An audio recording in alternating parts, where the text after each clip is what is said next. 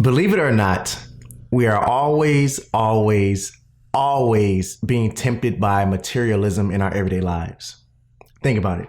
Everywhere we look, everywhere we go, we're constantly being sold something. Now, okay, don't get me wrong. Of course, we purchase things, things that add value to our lives, things that we use on a daily basis and etc. But how do we counterattack these temptations that we're faced with everywhere? Well, I have 3 very simple yet very powerful tips that I want to share with you about how to deal with the temptation as a minimalist. And the first tip that I have for you is a phrase that is used often whenever minimalism is discussed. And I feel like it's overused, but it's definitely worth mentioning.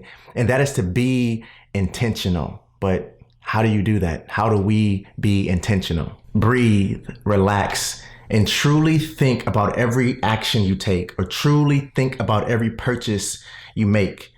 Ask yourself questions, does this add value to my life? Is this adding value to my life? Does this fall in line with my core values? Can I live my life or my best life without it?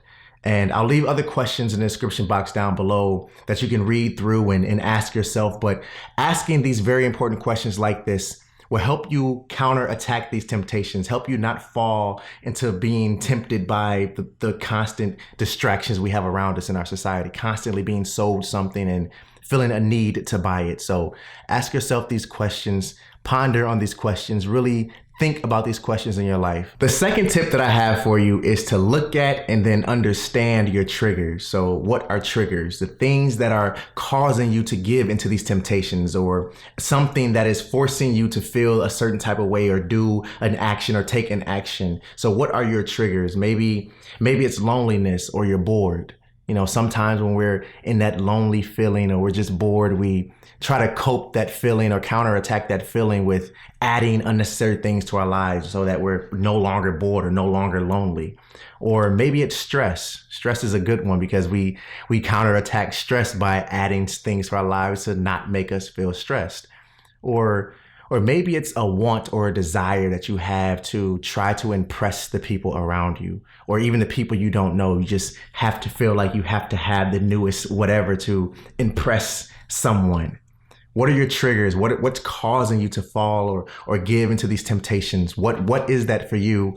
Figure out what that is, understand what that is, so you can apply something to counterattack that feeling, that emotion, and redirect yourself to a better, more focused direction. Now, before I share my third tip with you, if this is your first time tuning in, welcome to my channel. I talk about minimalism and intentional living, but also share my creativity and ways to build on your passions here as well. So if you enjoy either of those things or both, make sure you hit that subscribe button down below and tap the bell so you're notified every time I drop a video. Now, the third tip on my list is something that I've mentioned before in a video where I shared 4 ways to stop intentional buying. And I'll leave a link to that video here in case you haven't seen it. But I believe that this is something that is still worth mentioning, but I want to phrase it differently so that way I'm still providing you value.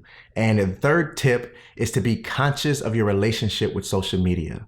Now, what do I mean by this? Often we find ourselves, and when I say we, I'm including myself in that because I'm still struggling with this sometimes or working on this myself. But oftentimes we find ourselves struggling with our relationship with social media. So we get distracted by the things we follow or the people we follow, and we get caught up in what these people own and the perception they're showing on social media. And it makes us feel a certain type of way. It makes us feel like, I kind of wish that was me, or I wish I had that, or now I have to go get one too because they have it, and I have to keep up with the Joneses. I have to stay relevant on my social media feed. I have to be trending, right? That's a popular term, trendy, and it's a bad thing to fall into that. And you have to find a way to break that relationship or that tie that you have with social media and that relationship that you have with what other people have and show on social media. Because trust me, the less you see, the less you actually want. And I'm not telling you to not to be social, to not to have social media, because I have social media accounts. I have a Facebook, I have an Instagram, I have things like that. But I'm very conscious of what I follow now. I'm very conscious of who I follow now, what I interact with, because I don't want to feel distracted or pressured to, want the newest whatever, or keep up with the Joneses, or keep up with whoever is trending in the moment. So I want to challenge you to analyze your relationship with your social media accounts and figure out if there is an adjustment you need to make. And I challenge you to make that adjustment if there is one that needs to be made. So if you enjoyed this video, I really hope it helped you. If you did, give it a thumbs up for me. Subscribe if you're new. If you are struggling with any of these things, or especially social media in particular, go ahead and leave a comment down below. I'd love to have a conversation with you and talk about it. But like I said, if you enjoyed this, give it a thumbs up for me. Always remember to stay true to you. And I'll see you in the next one. Peace.